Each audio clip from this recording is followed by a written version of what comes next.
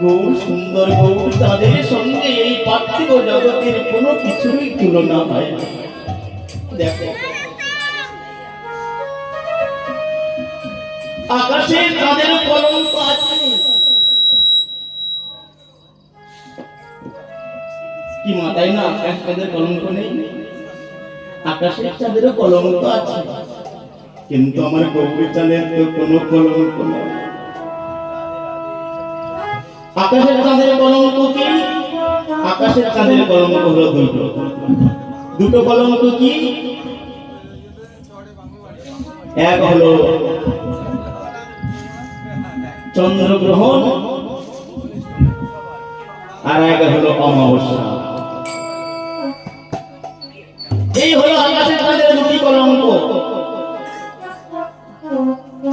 কিন্তু আমার গৌরাঙ্গ চাঁদ